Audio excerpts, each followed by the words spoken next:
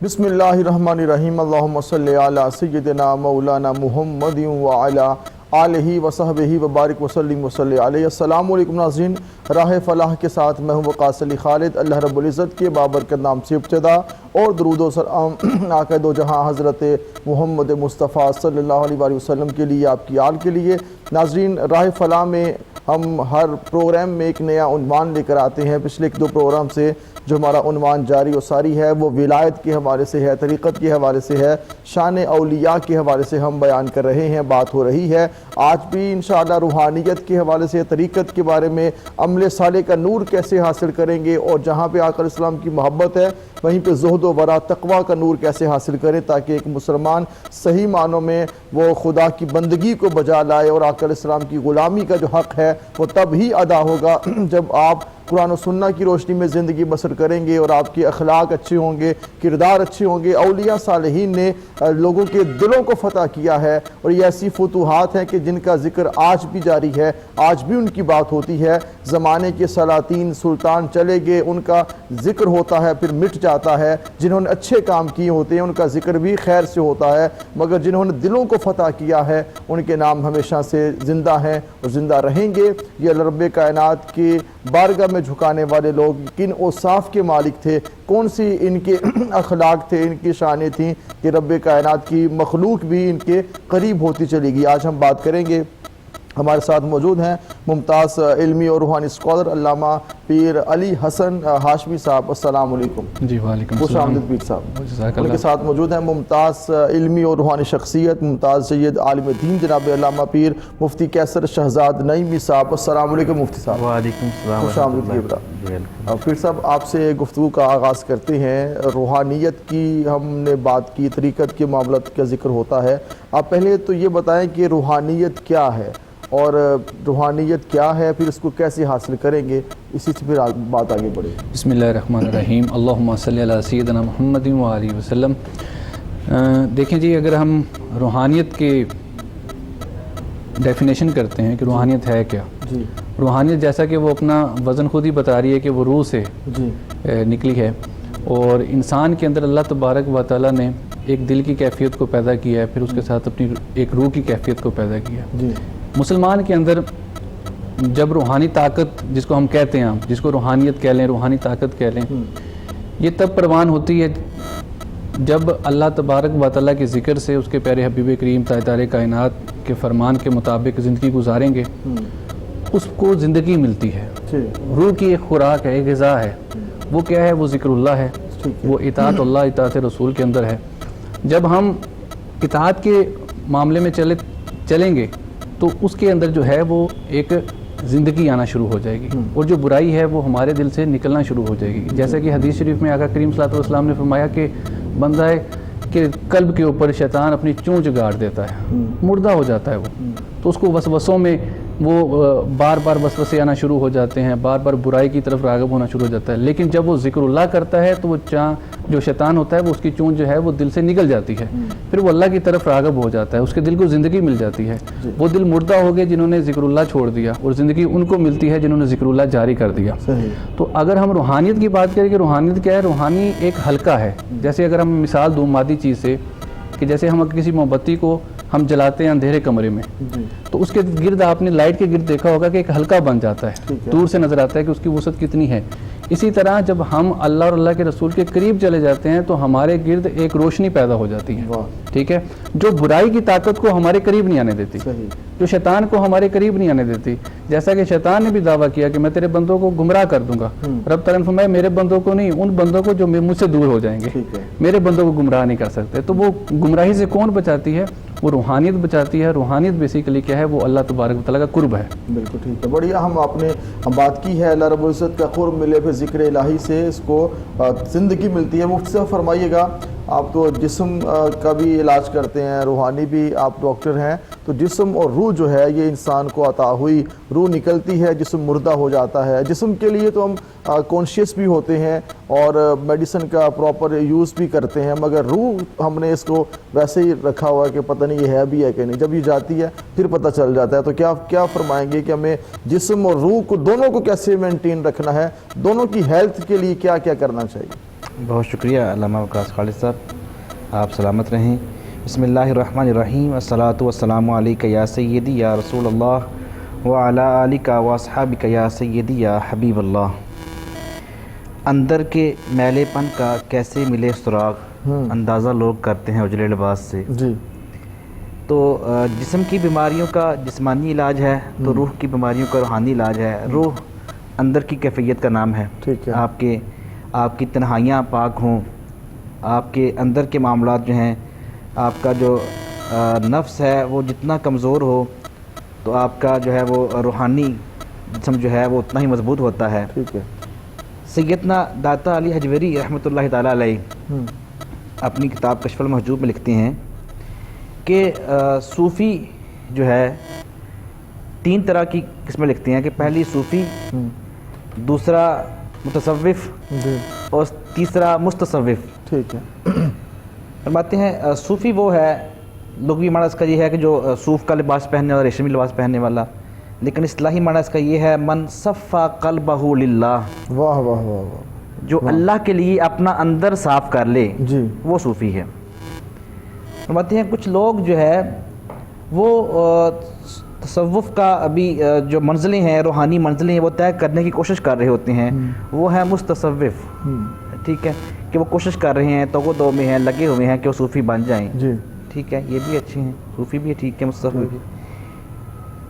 ایک ہے متصوف جو صوفی ہوتا نہیں لیکن صوفیوں جیسا لباس پہن کے صوفی بننے کا جو ہے وہ ڈرامہ رچا رہا ہوتا ہے، بہروپیہ ہو رہا ہوتا ہے۔ تو پہلے 2 تو ٹھیک ہیں، تیسرا بڑا خطرناک ہے۔ جی ہمارے معاشرے میں تیسرے والے نے بہت جو ہے وہ گرا ڈالا ہوا ہے۔ جی نبی پاک صلی اللہ علیہ وسلم کی حدیث مبارکہ ہے، اس کا مفہوم ہے کہ جب کوئی بندہ گناہ کرتا ہے تو اس کے دل پہ ایک سیاہ دھبا جو ہے وہ لگ جاتا ہے۔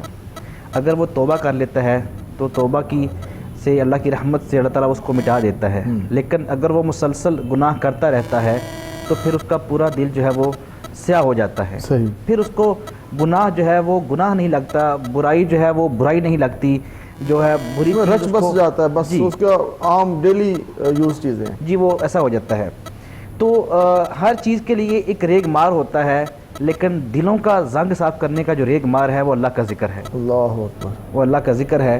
لہٰذا صحبت صالحہ ترا صالح کرد، نیکوں کی صحبت تجھے نیک کرتی ہے، اور بروں کی صحبت میں بیٹھے گا تو تو برا ہو جائے گا۔ آقا دو عالم صلی اللہ علیہ وسلم فرماتے ہیں الناس علی دین خلیلہ، کہ انسان اپنے دوست کے دین پہ ہوتا ہے۔ فَلْيَنْظُرْ أَحَدُكُمْ مَنْ يُخَالِلْ، تم میں سے ہر ایک کو چاہیے کہ وہ دیکھے کہ کسے اپنا دوست بنا رہا ہے۔ ٹھیک ہے۔ لہٰذا ہماری صحبتیں، ہمارا اٹھنا بیٹھنا، ہماری بیٹھکیں اگر اچھے لوگوں کے ساتھ ہوں تو آپ کو اچھا بنا دیں گی۔ اگر آپ کی صحبتیں، آپ کا اٹھنا بیٹھنا جو ہے وہ جہلاء کے ساتھ ہے، آپ کے دنیا داروں کے ساتھ ہے، تو آپ کی جیسی محفلیں، جیسی مجلسیں، جیسے آپ کے دوست ویسے ہی آپ کے اوپر اس کا جو ہے وہ روپ آئے گا۔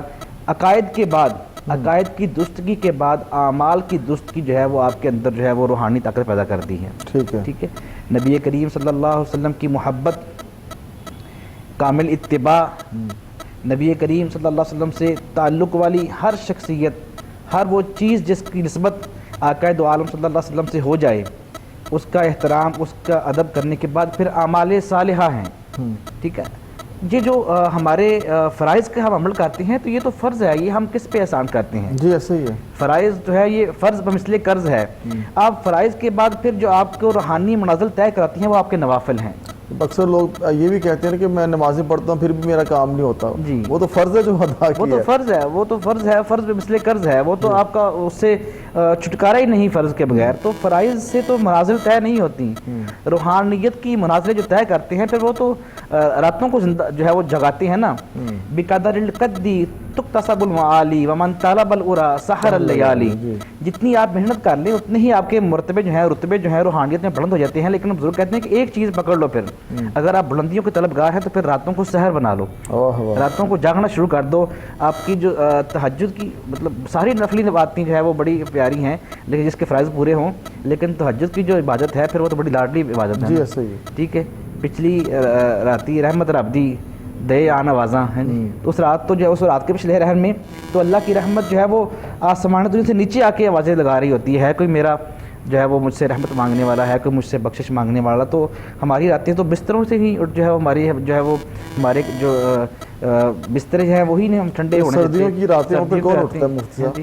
یہی تو بہادری ہے نا سردیوں کی راتوں میں بزرگ بتاتے تھے کہ پنجابی میں کہتے ہیں نا کہ جون جولائی کے روزے اور دسمبر جنوری کی نمازیں یہی تو بتاتی ہیں کہ پھر اللہ تعالیٰ کا جو ہے نا وہ شیر کون ہے۔ جی ہے، صحیح ہے۔ تو اس اتنی گرمی میں روزے رکھنا اور اتنی سردی میں اٹھ کے پھر رات کو نمازیں پڑھنا، تہجد کی نماز پڑھنا ٹھنڈے پانی سے وضو کر کے، تو پھر یہی تو جو ہے آپ کے اندر اب تو مسجدوں کے اندر گھروں کے اندر پانی بھی گرم ہو چکے مگر اٹھنا گوارا نہیں ہوتا، اٹھنا گوارا نہیں ہوتا۔ ٹھنڈے پانی سے اب تو اتنی سہولتیں ہیں، جی اب تو اتنی سہولتیں ہیں کہ آپ جو ہے وہ پانی گرم بھی کر سکتے ہیں۔ پہلے تو پانی ملنا آسان نہیں ہوتا تھا، جی ایسے ہی ہے۔ ٹھیک ہے، تو آپ جتنا اپنی رب کے قریب ہونا چاہتے ہیں اپنی نفسانی خواہشات کو، اپنی نفس کی خواہشات کو ترک کر دیں، بالکل صحیح۔ ٹھیک ہے۔ تو بزرگ جو ہے وہ فرماتے ہیں کہ نفس امارہ جو ہے، نفس مطمئنہ، یہ تمہاری ساری جو ہے نفسوں کی قسمیں ہیں، تو جتنا آپ اپنی نفس کو کمزور کریں گے، جو خواہشات رکھتا ہے اس کی خواہشات کو کم سے کم کریں گے، اس کو کٹ لگائیں گے، اتنا ہی آپ کا جو نیکی والا پلڑا ہے، آپ کا نیکی اور برائی دونوں آپ کے اندر ہیں، جی ٹھیک ہے، آپ کے اندر دونوں چیزیں موجود ہیں، تو آپ نے مضبوط کرنا ہے اعمال صالحہ سے۔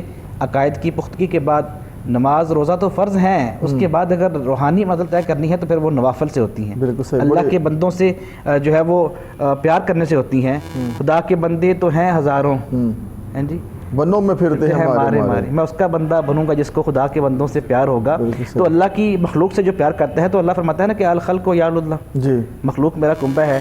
تو بزرگان دین نے جنہوں نے دین پھیلایا، آپ دیکھیے کہ انہوں نے اللہ کے مخلوق سے پیار کیا، ٹھیک ہے۔ یہ بات بھی بھول کے اس کا مذہب کیا ہے، اس کا مذہب کیا ہے، مسلک کیا ہے، تمام لوگوں سے پیار کیا۔ لوگوں کو پیار سے آپ نے بڑی اچھی گفتگو کا آغاز فرمایا کہ جنہوں نے دلوں کو فتح کیا، جی انہوں نے دلوں کو فتح کیسے کیا کہ انہوں نے لوگوں کے دل جیتے، انہوں نے پیار سے جیتے، انہوں نے بغیر اس مطلب فرق کے کہ کس کا مذہب کیا ہے، مسلک کیا ہے، لوگوں سے پیار کیا، لوگوں پہ جو ہے وہ اپنے جو ان کے پاس اللہ تعالیٰ نے دیا تھا سارا ان پہ نچھاور کیا، لوگوں کی خدمت کی، لوگوں کو کھانا کھلایا، بھوکوں کو کھانا کھلانا۔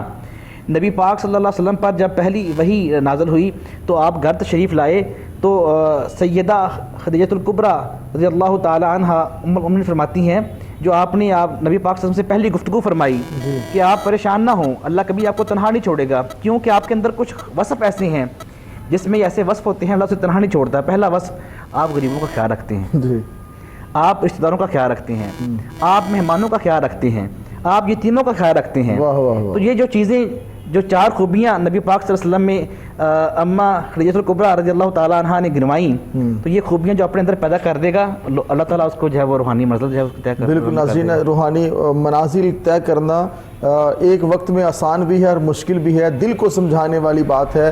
ہم اس ٹریک پر موٹر وے کے اس جو کہ ہم M2 پہ چڑھ جائیں گے اور یہ روحانیت والا یہ اچھا ہوگا، پھر M1 بھی ہے۔ میں یہ مثال دے رہا ہوں کہ ایک نفسانیت ہے، ایک روحانیت ہے، تو روحانیت کے آپ رستے پر چلیں گے تو آسان ہو جائے گا، لیکن گاڑی کا جو سٹیئرنگ ہے وہ انسان کے پاس ہے کہ وہ چاہے ادھر موڑ لے چاہے ادھر موڑ لے، انسان کو اس طرح آگے بڑھنا چاہیے۔ پھر سے فرمائیے گا جیسے ہماری گفتگو جاری ہے کہ عمل صالح کا نور، پھر بزرگان دین نے دلوں کو فتح کیا، اپنا دسترخوان وسیع کیا، پھر لوگوں سے پیار سے باتیں، سب کچھ وہ آپ بھی اس فیلڈ میں ہیں اور بہت گہرے ہیں اس فیلڈ میں، تو آپ کیا سمجھتے ہیں کہ بزرگان دین کی زندگیاں کیسی ہیں اب، کیسے اور بہتری کے چانسز کیا ہیں؟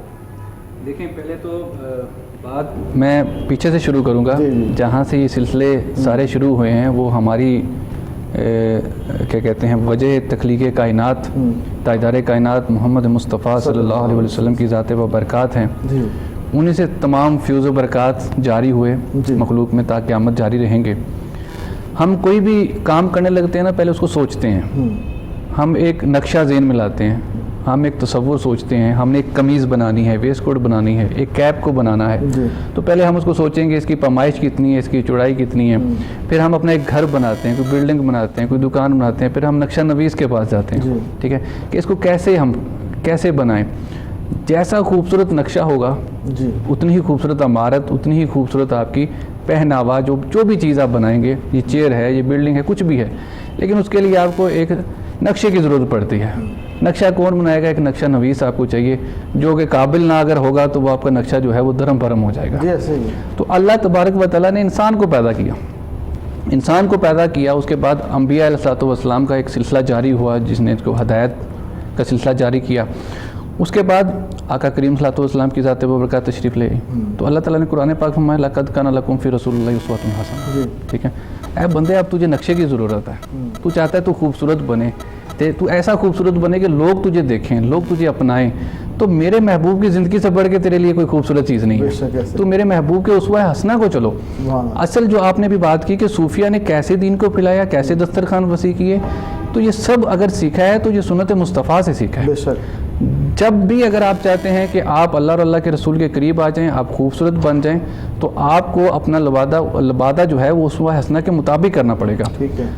اصل بزرگی، اصل صوفیزم وہ اسی کا نام ہے، تصوف اسی کا نام ہے. جب بھی دیکھیں ہمارے صوفیہ نے ہمیں تعلیم دی اور حدیث میں بھی اس کا ذکر ملتا ہے. کیا ذکر ملتا ہے؟ ایک آدمی جو ہے وہ ہوا میں اڑ کے دکھاتا ہو، پانی پہ چل کے دکھاتا ہو، آگ میں ہاتھ ڈال کے سلامت باہر نکالے، مٹی میں ہاتھ ڈالے اس کو سونا بنا دے، لیکن اس کا ایک قدم بھی اگر خلاف سنت ہے تو آپ اس کو ولایت کے منصب پہ نہیں مان سکتے. وہ ولایت کے منصب پہ نہیں ہے.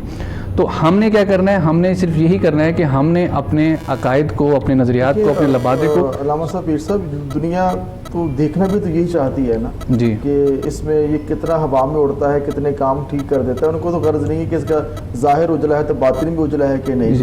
تو یہ چیزیں بھی تو بالکل، ہم بھی تو بہت تیز ہے نا لوگ جو ہے. یہ ہمارے عقائد ایسے ہو گئے نا. دیکھیں یہ ہندوؤں کے عقائد تھے کہ وہ کہتے تھے کہ جی کیا دکھائیں گے آپ، ہم پھر مانیں گے. نبیوں کو بھی تبھی مانا جب اللہ تعالیٰ نے ان کو معجزات عطا فرمائی. اولیاء کو اللہ تبارک و تعالیٰ نے اپنی کرامات عطا فرمائی. وہ اس لیے نہیں فرمائی کہ آپ دکھا سکتے ہیں، وہ تو اللہ کی طرف سے ہیں. اللہ تعالیٰ جس کے ہاتھ پہ جو دکھانا چاہے. لیکن ہم لوگوں نے عقائد ایسے بنا لیے. میں آپ کو حضرت عبدالحق محدث دہلوی رحمۃ اللہ تعالیٰ علیہ کی ایک بات میں عرض کرتا ہوں کہ ان کے پاس ایک مرید آئے اور کہنے لگے جی میں نے آپ سے ارادت کی تعلیم لینی ہے، طریقت کی تعلیم لینی ہے. تو آپ نے کہا کہ ٹھیک ہے، خدمت میں مامور ہو جائیں. اور وہ خدمت پہ لگے. کچھ سالوں کے بعد کہتے ہیں حضرت مجھے اجازت دیں، یہ آپ کی بات کو بڑا کر رہا ہوں، مجھے اجازت دیں. تو آپ نے فرمایا کیوں جانے لگے ہو؟ انہوں نے کہا میں تو سوچ کے آیا تھا کہ آپ پانی پہ چلیں گے، آپ ہوا میں اڑیں گے، پرواز کریں گے، کرامت دکھائیں گے کچھ مجھے، لیکن میں نے تو کوئی کرامت نہیں دیکھی. تو آپ اللہ کے ولی نہیں ہو سکتے، آپ مرشد نہیں، شیخ نہیں ہو سکتے. تو آپ نے فرمایا اچھا مجھے یہ بتاؤ کہ اتنے سالوں میں کوئی ایک میرا قدم جو خلاف سنت اٹھاؤ. نے کہا نہیں حضرت میں نے خلاف سنت آپ کا کوئی قدم نہیں دیکھا. تو آپ نے فرمایا کہ اس دور میں اس سے بڑی کرامت تجھے کیا دکھاؤں؟ ٹھیک، اس سے بڑی کرامت نہیں مل سکتی. میں ایک بات کوٹ کروں یہاں پہ جو آپ کی بات ہے. اگر ہم یہ لبادہ پہن کے چلتے ہیں تو ہمیں تعلیم کی، ہمیں درس دینے کی ضرورت ہی نہیں پڑتی. حضرت امام محمد رحمۃ اللہ تعالیٰ علیہ، حضرت امام ابو حنیفہ رضی اللہ تعالیٰ عنہ کے وہ شاگرد تھے. وہ ایک بازار سے گزرے ہیں اور ایک یہودی نے ان کو دیکھا، ان کے چہرے کی زیارت کی اور کلمہ پڑھ لیا. فقط دیکھنے سے کلمہ پڑھ لیا. آپ نے جب یہودیوں میں گیا، اپنا سامان پیک کیا، سب باندھا، میں جانے لگا ہوں. تو انہوں نے کہا کیوں جانے لگے ہوں؟ انہوں نے کہا جی میں مسلمان ہو چکا ہوں. تو انہوں نے کہا کیا کوئی کرامت دیکھی ہے؟ کیا کوئی معجزہ کسی کا دیکھا ہے؟ کیا کوئی تقریر، کوئی واعظ سنا ہے؟ انہوں نے کہا نہیں کچھ نہیں سنا. انہوں نے کہا پھر کیا دیکھا ہے؟ انہوں نے کہا میں نے مسلمانوں کے ایک امام کو آتے دیکھا ہے جن کا نام امام محمد تھا.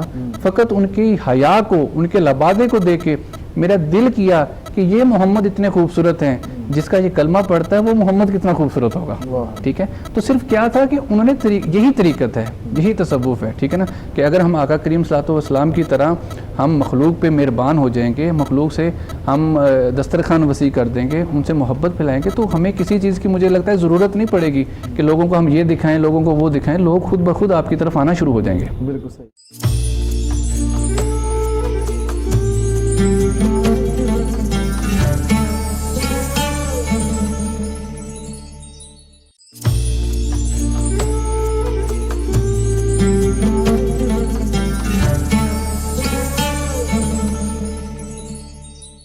ناظرین ہماری گفتگو جاری ہے اور یہ سادہ باتیں پیار کی ہیں کہ ہمیں اپنی زندگی کے رخ کو بدلنا چاہیے. اور مفتی صاحب فرمائی گا کہ یہ نفسا نفسی کا دور، اتنی دوڑ لگ چکی ہے کہ انسان رکنا ہی نہیں چاہتا. تو اس کو رکنا چاہیے اور اپنا محاسبہ کرنا چاہیے اور دین اسلام کی جو تعلیمات ہیں اس کو زندگی کا حصہ بنانا چاہیے. اور اس کے لیے آپ کیا فرماتے ہیں کہ یہ مادیت نے، یہ نفس پرستی نے ہمیں سست کر دیا ہے یا کچھ اور وجوہات ہیں کہ جس وجہ سے ہم اس طرف نہیں آ رہے اور کیسے آئیں گے؟ وہ حل بھی آپ پیش کیجیے گا. اللہ اکبر. فکر دنیا میں سر کھپاتا ہوں میں کہاں اور یہ وبال کہاں. ہماری مخلوق جو ہے اس کو روٹی کی فکر نے، فکر معاش نے جو ہے وہ پریشان کر رکھا ہے، ایسے ہی معاش نے مار دیا. اور یہ ضروری بھی ہے. فکر معاش کے ساتھ ساتھ رزق کے لیے رازق کو بھی تھوڑا تھوڑا یاد تو رکھنا چاہیے. جی ایسے ہی ہے. خیال فکر معاش تو ہے ہی ہے، اس میں تو شک نہیں ہے. میں اگلا شعر یہی پڑھنے لگا تھا، خیال رزق میں خدا کو بھول گیا انسان، خیال رزق ہے رازق کا کچھ خیال نہیں. جی ایسے ہی. تو ایسے ہے کہ دنیا کی جی ضروری بات ہے کہ فکر رزق حلال جو ہے، لقمہ حلال اندر جانا، یہ بھی بہت بڑا روحانی جو ہے نا یہ ارتقاء کا سبب بنتا ہے. لقمہ حرام سے جو ہے وہ روحانی منازل طے نہیں ہوتی. بلکہ ایک بزرگوں کا واقعہ میں نے کہیں پڑھا، مجھے کتاب کا نام ذہن میں نہیں ہے، کہ وہ بزرگ تھے تو ان کے چھوٹے سے کمسن بچے نابالغ، تو وہ ایک دن مسجد میں نماز ہو رہی تھی تو وہ باہر کھڑے جہاں جوتے پڑے ہوتے ہیں نمازیوں کے، تو وہاں پہ انہوں نے کیا کیا کہ جوتے جو ہے الگ الگ کر رہے ہیں. تو کسی نے پوچھا کہ میاں منع یہ کیا کر رہے ہیں؟ تو انہوں نے بتایا کہ جی یہ نا میں جنتیوں اور دوزخیوں کے جوتے جو ہے نا الگ الگ کر رہا ہوں. تو جب کسی نے نماز کے بعد حضرت صاحب کو بتایا کہ آپ کے صاحبزادے جو ہے نا آج انہوں نے یہ کارنامہ سر انجام دی ہے، تو انہوں نے بتایا کہ اچھا ان کو نا کسی دن بازار کا کھانا کھلاؤ. تو بازار کا کھانا کھلانے کے بعد ان کی جو کشف کی وہ صورتحال تھی نا وہ ختم ہو گئی.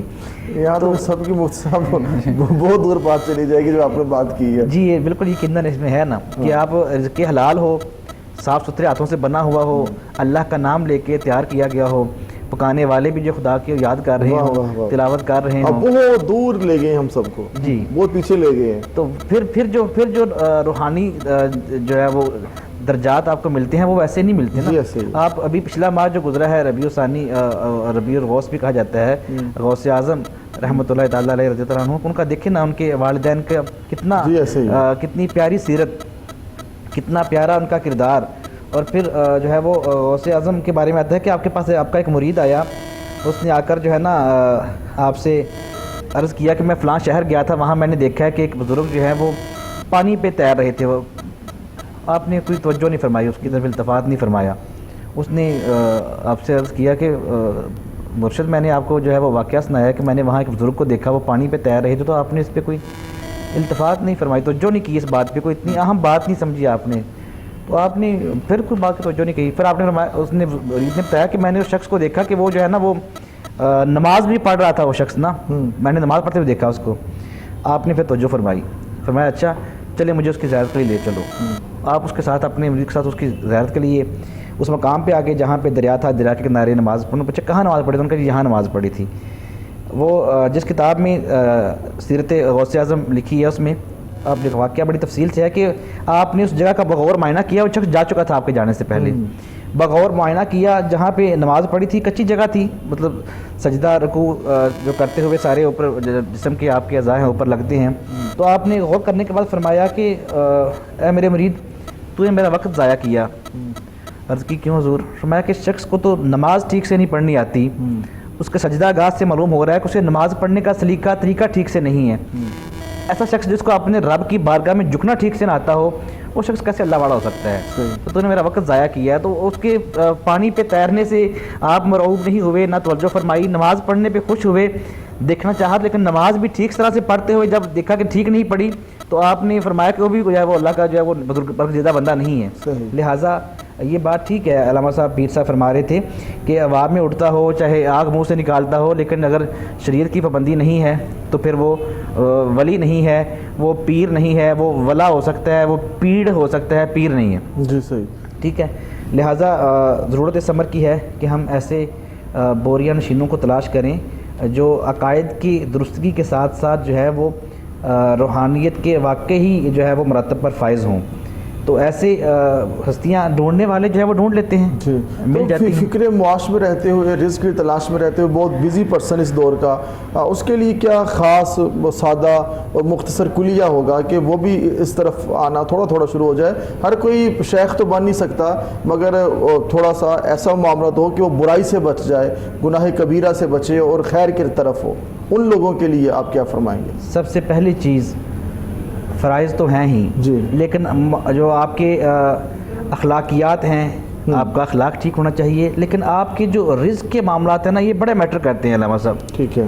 رزق حلال جو ہے یہ بڑا میٹر کرتا ہے کہ آپ کے جسم میں جانے والی غذا جو ہے وہ رزق حلال ہے کہ نہیں. نبی پاک صلی اللہ علیہ وسلم کی طویل حدیث ہے کہ آپ کے پاس ایک شخص آیا، وہ بڑا گندہ حال تھا، لمبے لمبے بال تھے، اس کے چہرے پر سفر کے آثار بھی تھے. تو وہ اس نے جو ہے وہ آ کر نا ہاتھ اٹھا کے جو ہے آپ نے فرمایا کہ اس نے دعا کرنا شروع کر دی، یا ربی یا ربی اے میرے رب. تو نبی پاک صلی اللہ علیہ وسلم فرماتے ہیں کہ انا یستجاب لہ، اس کی دعا کیسے قبول ہو؟ کہ حالانکہ حالات یہ ہیں کہ ملبسہ حرام، اس کا لباس جو ہے وہ حرام کا ہے، حرام کی کمائی سے پہنا ہوا لباس ہے. غذی بالحرام، اس کو جو غذا لی ہوئی ہے اپنے پیٹ میں وہ حلال کی نہیں ہے، حرام ہے.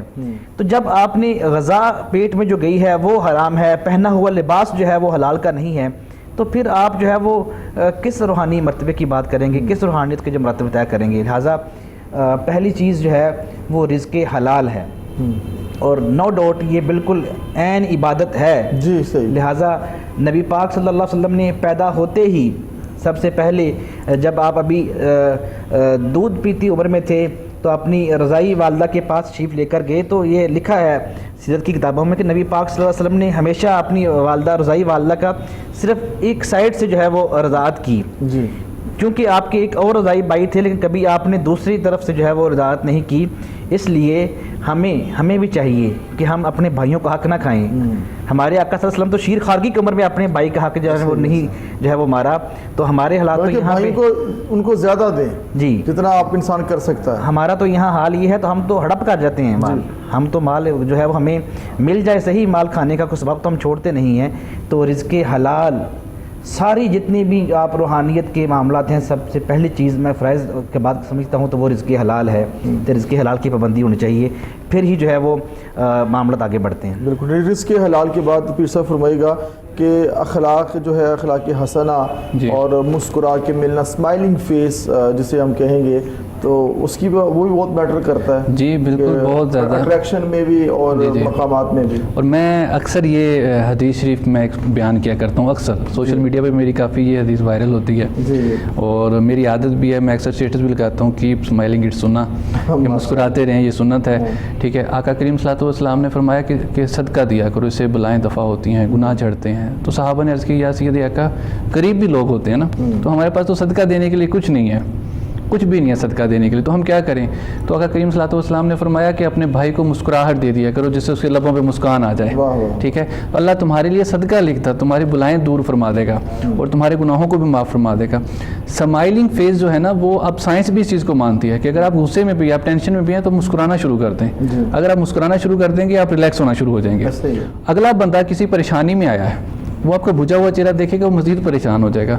وہ آپ کو مسکراتا ہوا دیکھے گا، کھلا ہوا چہرہ دیکھے گا، اور مومن کا چہرہ تو ہوتا ہی بشاشت والا ہے. ٹھیک ہے. مسکراتا ہوا دیکھے گا، جیسے آپ مسکراتے، پھول ہیں گلاب کے ہیں، کسی خوبصورت چیز کو آپ لیتے ہیں، جب آپ اس کو دیکھتے ہیں تو آپ دیکھتے ہیں یہ خوبصورتی میں ہے، یہ بشاشت والی ہے، تو آپ بھول جاتے ہیں اپنا کام، آپ اس میں کھو جاتے ہیں. اسی طرح ہمارے جو چہرے ہیں، ہمارے چہروں کی جو مسکراہٹ ہے وہ دوسروں کے ذہنوں پہ بھی اثر کرتی ہے، ہماری شخصیت میں بھی اثر کرتی ہے. شخصیت میں تو پھر وہی بات آ جاتی ہے کہ جب آقا کریم صلی اللہ علیہ وسلم کی سنت ہے مسکرانا، تو اس سے بڑا اور کیا اعزاز ہمارے لیے ہوگا، اس سے بڑی اور کون سی خوبصورتی ہمارے درمیان آ جائے گی. تو یہ ضروری ہے. اور دوسرا بات چل رہی تھی کہ کیسے ہم اپنے آپ کو، صحبت اچھی ہونی چاہیے. ٹھیک ہے. ہماری صحبت جو ہے نا وہ رزق حلال، جیسے بہت خوبصورت انہوں نے علامہ صاحب نے بات بیان کی، بنیادی چیز ہے، وہ تو کرنی پڑے گی. لیکن جیسے انہوں نے ایک پہلے حدیث بھی سنائی کہ اپنے دوست کو دیکھو کس دین پہ ہو. آپ پوچھنا چاہتے ہیں لوگ کہ یہ لوگ کس دین پہ ہیں، تو اس کے دوست کو دیکھا جائے. ہماری صحبت بہت اثر کرتی ہے. ٹھیک ہے. اگر آپ کی صحبت اچھی نہیں ہے، دیکھیں معاشرے میں ایک غریب بندہ ہے، تو اپنے علامہ صاحب ہو سکتا ہے کہ بلکہ ہوتا ہے کہ یہ جو بندے ہماری نظر میں اچھے ہیں، شریف ہیں، انہاں کو نہیں بہنا اللہ تعالیٰ دین کریں گے، یہ باتیں کریں گے. یہ جو بندے تھوڑے لفنڈر ہیں اور ویسے لوفر ٹائپ ہیں، ان کے پاس جائے تاکہ وہ ہمارے مزاج کے. یہ ہم نے خود ایک ذہن بنایا کہ یہ ان کے پاس جائیں گے تو یہ باتیں ملیں گی، ان کے پاس جائیں گے تو وہ باتیں ملیں گی. تو یہ ٹھیک ہے. یہ اسی طرح ہی ہے جیسے ہم شروع میں بات کر چکے ہیں کہ ان میں دو قوتیں ہیں، ایک روحانی ہے، ایک نفسانی قوت ہے. جب نفسانی قوت ان کی بڑھ چکی ہے تو وہ روحانی قوت کے قریب نہیں آئیں گے. جو اچھا کریکٹر ہے، جو خوبصورت کریکٹر ہے، جو دیندار لوگ ہیں، وہ روحانی قوت کے مالک ہیں. جب ہم ان کے پاس وہی نہیں جائے گا جس پہ شیطان حاوی ہے. शैतान उस पर कब्ज़ा किए हुए है, वो कैसे अल्लाह के कलाम या अल्लाह की गुफ्तगू के करीब जाएगा। अच्छी आप देखें, आप एक खूबसूरत शख्सियत हैं, आप दीनदार हैं, तो आपको लोगों जो आपके करीब रहते हैं उनको अच्छा बनाने की ज़रूरत नहीं पड़ेगी, वो आपकी सोहबत में रह के अच्छे हो जाएंगे। और अगर आप खुद बुरे हैं, आप खुद करैक्टरलेस हैं, ठीक है, आप गुनाहों में ज़िंदगी गुजारे हैं, तो एक अच्छा शख्स भी आपकी बारगाह में आके वो बुरा बन जाएगा। आप कभी नहीं कह सकते कि मेरे पास रहने वाला वो शख्स नमाजी हो जाए जब तक मैं खुद नहीं हूँ। मेरे पास वो रहने वाला वो शराब को छोड़ दे, वो ज़िना को छोड़ दे, वो बुरी चीज़ों से हट जाए जब तक कि मैं खुद उसमें शामिल हूँ। अगर मैं इन चीज़ों में शामिल नहीं हूँ तो अल्लाह ने हर बंदे के दिल में एक ऐसा नूर पैदा किया है, ठीक है, जब वो चलता है तो उसके साथ नूर चलता है, जब वो बैठता है उसके साथ नूर बैठता है। जितने लोग उसके पास बैठते हैं तो वो अल्लाह की रहमत में आ जाते हैं। जब एक बंदा अच्छा है, उसकी सोहबत अच्छी है, तो उसमें बैठने वाले अगर गुनाहगार भी हैं या बुरी हरकतों में भी हैं तो वो खुद ब खुद ठीक होना शुरू हो जाएंगे। मेरे लिहाज से अतार की जो सिचुएशन है मौजूदा, सोशल मीडिया का यूज़ हद से बढ़ चुका है और हर चीज़ वन क्लिक पे है और हर चीज़ आपके सामने है, तो इस माहौल के अंदर ये भी तो एक दोस्त बन चुका है ना, मोबाइल भी एक बंदे का दोस्त बन चुका है। टाइम गुजारना फिर भी ये है, कुछ करना फिर भी, तो इसमें रहते हुए सोबत कैसे होगी? इसमें रहते हुए बिल्कुल, ये आपकी बात बिल्कुल दुरुस्त है कि इसके रहते हुए सोबतें ख़त्म हो चुकी हैं, घर की सोबतें ख़त्म हो चुकी हैं, वालिदैन के साथ नहीं बैठते, बहन भाइयों के साथ नहीं बैठते। लेकिन इसके साथ यही फिर इंसान के इख्तियार में अल्लाह ताला ने वो स्टीयरिंग, आप जैसे शुरू में कह चुके हैं, स्टीयरिंग दिया हुआ है वो बुराई की। इसी सोशल मीडिया से लोग नेक भी बने हैं, लोगों ने हिदायत भी हासिल की है, लोगों ने बड़ी हदीसें याद की हैं, लोगों ने अल्लाह के कलाम को फ़रोग दिया है, सुना भी है, उसे हासिल भी किया है। और बहुत से लोग ऐसे हैं कि जिन्होंने इसको अपना के वो दीन भी छोड़ दिया, रूहानियत भी छोड़ दी और मतलब कि वो शैतानी कामों में उलझ गए हैं। लेकिन ये तो जैसे हम दुनिया में रह रहे हैं ऐसे वो मोबाइल हमारे हाथों में दे दिया गया है, ठीक है, ये एक फितना है। अगर इसको हम अच्छे कामों में इस्तेमाल करेंगे तो इससे अच्छी कोई चीज़ नहीं है, अगर बुरे कामों में इस्तेमाल करेंगे इससे बुरा कोई नहीं है। लेकिन अल्लामा साहब, मुफ्ती साहब, ये कम तो नहीं होगा ना? अब जो तरक्की हो रही है, एडवांस माहौल आएगा, मुमकिन है इससे कोई अजीब चीज़ आ जाए। जितनी एक तरक्की का सिलसिला जारी है और नई ईजादात हो रही हैं, तो इसको इस्तेमाल करते हुए और अपने आपको साफ़ रखना ज़हनी तौर पर भी और रूहानी तौर पर भी मुश्किल है, मगर करना पड़ेगा। वो कैसे फिर होगा? जी बिल्कुल, मोबाइल फ़ोन हो या कोई टेलीविज़न या कोई और चीज़, जी बिल्कुल, खैर और शर दोनों पहलू हर जगह मौजूद होते हैं। कोई भी चीज़ फ़ी नफ्सी ही गलत नहीं होती, उसका इस्तेमाल जो है वो उसको ठीक या गलत बनाता है। तो मोबाइल फ़ोन का या टीवी का इस्तेमाल अगर मुस्बत जो है वो मामूलात के लिए हो, मालूमात के लिए हो, मुआमलात के लिए हो तो वो ठीक है। अगर जो नेगेटिव चीज़ों के लिए हो, मनफी चीज़ों के लिए हो, तो फिर उसका जो है ज़ाहिर है उसका इफ़ेक्ट भी जो है वो गलत आता है, उसका असर पड़ता है याददाश्त पे भी। और ये जो गुनाह है, मुझे अरबी का शेर याद आ गया इसी चीज़ से कि गुनाह जो है वो या जो बुरी चीज़ें देखी जाती है सोशल मीडिया पे, कि कहते हैं कि शिकायतु इला शेखी बिसूई हिफ्ज़ी, मैंने अपने उस्ताद से अपने बुरे हाफ़ज़ा की या हाफ़ज़े की कमज़ोरी की जो है वो शिकायत की कि मेरा कोई हल बताएं। फ़औसानी बितरकिल मासी, उन्होंने मुझे नसीहत की, वसीयत फरमाई कि गुनाह छोड़ दो। फ़इन्नल इल्मा नूरुल्लाही, क्योंकि इल्म जो है ये अल्लाह का नूर होता है। व नूरुल्लाही ला युता बिल मुआसी, और अल्लाह ताला अपना नूर जो है ना गुनाहगार सीने में नहीं डालता। जहाँ गुनाह का जो है इतनी रचे बसे हों तो अल्लाह वहाँ ताला अपना नूर जो है वो नहीं बेचता। तो लिहाजा आप मोबाइल का इस्तेमाल भी अच्छा करके आप इससे अच्छाइयाँ ले सकते हैं। टीवी का रिमोट भी आपके हाथ में होता है, उससे भी आप जो है वो उसमें भी अच्छे चैनल हैं, वहाँ पे भी दीन के प्रोग्राम लगते हैं, वहाँ से भी आप जो है वो दीन ले सकते हैं। तो ये खैर और शर दोनों पहलू दुनिया में हर जगह मौजूद होते हैं। ये आपने जो है वो बुराई से अच्छाई का पहलू निकालना होता है। तो लेकिन फिर मैं बात को उधर ही लेके आऊँगा कि हमारे यहाँ पे कुछ लोग नाम निहाद सूफ़ी जो है वो नमाज की पाबंदी से मना करते हैं कि नमाज की ज़रूरत नहीं है।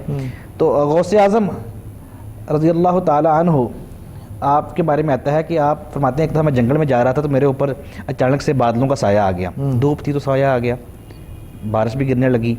मुझे उस बादल में से आवाज़ आई कि अब्दुल कादिर मैं तेरा रब हूँ और मैं तुझे हुक्म देता हूँ कि आज के बाद तुझे नमाज़ पढ़ने की ज़रूरत नहीं है। सही, आज के बाद जिस मर्तबे खूब पहुँच गया है अब नमाज की ज़रूरत नहीं है, लिहाजा नमाज ना भी पढ़े तो तब भी तो मेरा करीबी बंदा ही है, नमाज़ छोड़ दे। तो आपने 1 मिनट का तवक्कुफ़ किए बाद फरमाया कि तू शैतान है, या शैतान तू भाग जा। تو شیطان نے پھر اگلا حملہ کیا، اگلا وار کیا، کہا کہ عبد القادر میں نے اپنے اس حملے سے بہت زیادہ سینکڑوں جو ہے وہ اللہ اللہ کرنے والے جو ہیں ان کو گمراہ کیا ہے، آپ مجھ سے اپنے علم کی وجہ سے جو ہے وہ بچ گئے ہیں۔ آپ نے پھر فرمایا کہ شیطان تو ابھی بھی باز نہیں آیا، میں اللہ کے فضل سے تم سے بچا ہوں، اللہ کے فضل سے تم سے بچا ہوں، تمہاری جو ہے وہ حربے سے اللہ کے فضل سے بچا ہوں، اپنے علم کی وجہ سے نہیں بچا۔ تو یہ کسی بھی حالت میں نماز معاف نہیں، جو کہتے ہیں ہمارے دل کی نماز ہے، تاڑی 5 ویلے ساڑی ہر ویلے، وہ کوئی نماز نہیں ہوتی۔ جو کہتے ہیں نا کہ ہماری دل کی نماز ہے، تو ان سے کہنا چاہیے کہ کھانا بھی دل سے کھا لیا کریں، پانی بھی جو ہے وہ دل سے پی لیا کریں، دل سے بھی کھاتے ہیں، بہت کھاتے ہیں تو وہ زبان سے جو دنیاوی مادی معاملہ ہے وہ نہ کریں پھر۔ تو نماز کوئی دل کی نہیں ہوتی بھائی۔ اللہ کے نبی سے بڑا بھی کوئی اللہ کے قریب تھا جب آپ نے نماز نہیں چھوڑی، اللہ کے نبی کے صحابہ نے جب نماز نہیں چھوڑی، ایک نماز چھوٹ جانے پہ، تاخیر ہو جانے پہ جب اتنا رویا جاتا تھا، اللہ کے نبی کے اہل بیت نے کبھی نماز نہیں چھوڑی، تو مجھے اور آپ کو کیسے نماز معاف ہو سکتی ہے؟ اور وہ کون سا روحانی درجہ ہے جو نماز کے بغیر مل جاتا ہے؟ تو یہ تو ملتا ہی اسی اللہ کی عبادت سے ہے۔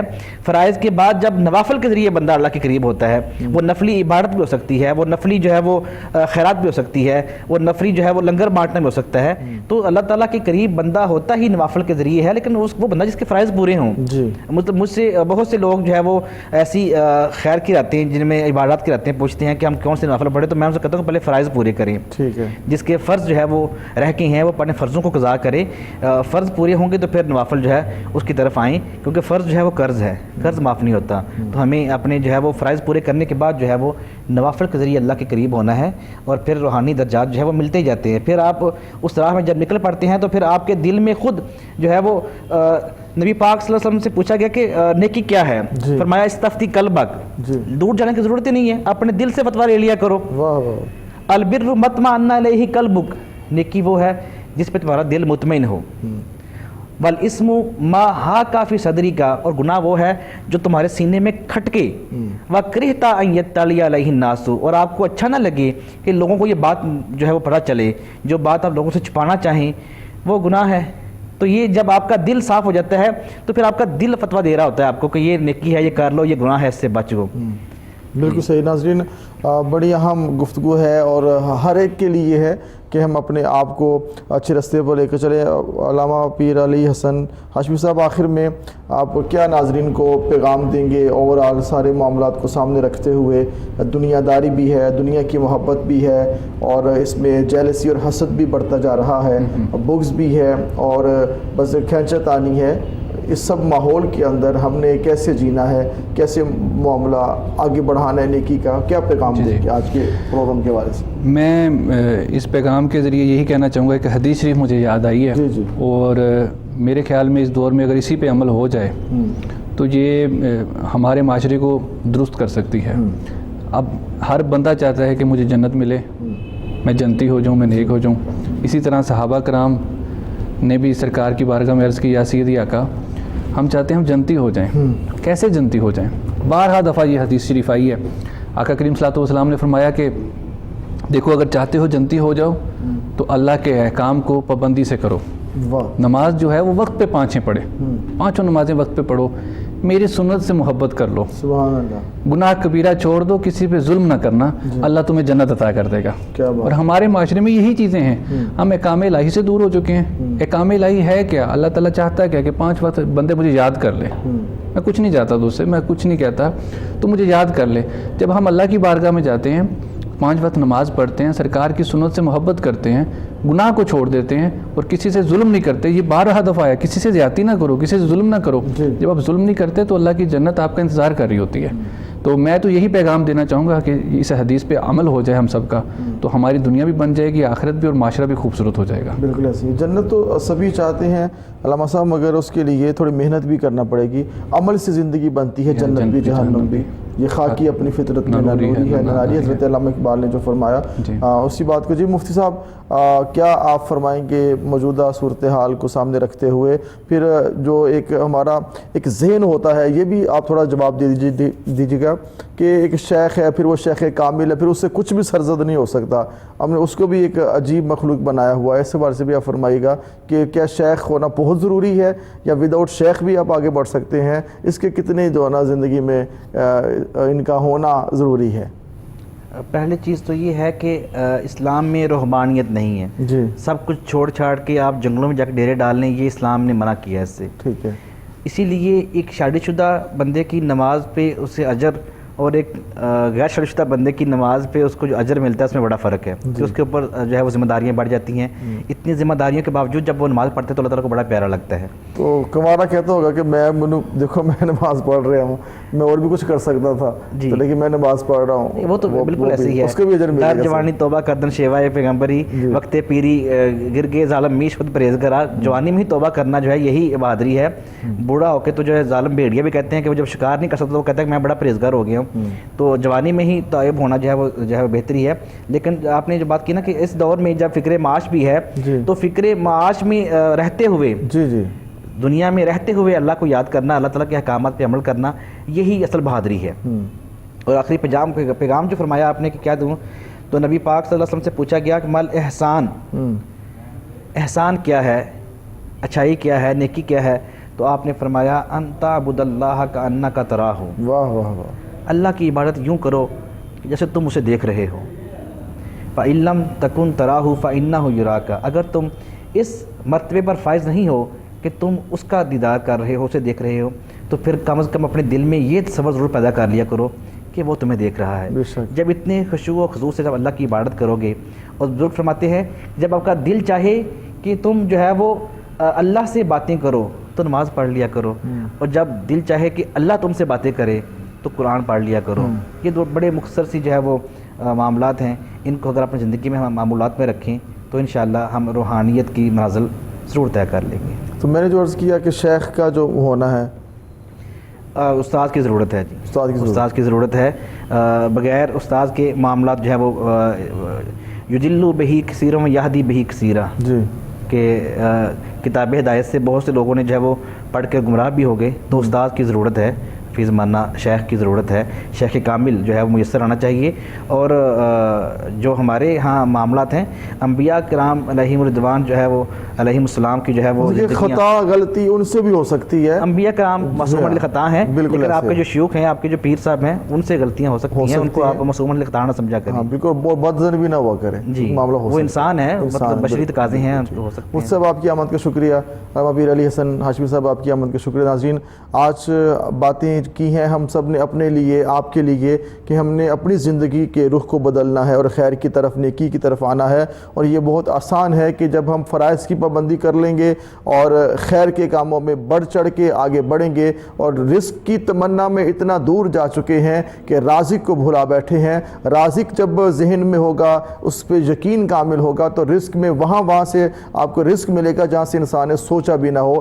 برکتیں انسان کو ملتی ہیں. ہر چیز کو سائنسی پیمانے پہ نہ تولیے، ہر چیز کو یقین کامل پہ رکھ کے آپ پرکھیں گے تو معاملات آسان ہو جائیں گے. ہم نے بہت زیادہ معاملات کو خود ہی مشکل بنایا ہے. ہم چاہتے ہیں کہ آسانی کی طرف لوٹیں، اور دین آسانی کی طرف ہی انسان کو لے کر آتا ہے. کچھ چیزیں ہم نے خام خواہ اپنے اوپر ایسی ڈالی ہیں کہ زندگی کو خود ہم نے ٹف لائف بنا دی ہے، مشکل زندگی ہو چکی ہے. ہم تھوڑا دھیرے سے تھوڑا سوچیں گے، ایک دن اب کول مائنڈ سے سوچیں تو پھر یہی رزلٹ نکلے گا کہ ایسا کچھ تھا نہیں جو ہم نے ذہن پہ سوار کیا تھا. اس لیے اپنے ذہن کو درست رکھیں، پاکیزہ رکھیں. نماز کی پابندی، درود و سلام کا پڑھنا، قرآن کی تلاوت، اور اپنے بہن بھائیوں کا خیال رکھنا، ماں باپ کا عزت و احترام، یہ سب چیزیں ایسی ہیں کہ انسان کو برکتیں نصیب ہوتی ہیں. راہ فلاح سے دیجیے اجازت. اپنے پانی کے ساتھ کہ اپنا بہت خیال رکھیے گا. اللہ حافظ.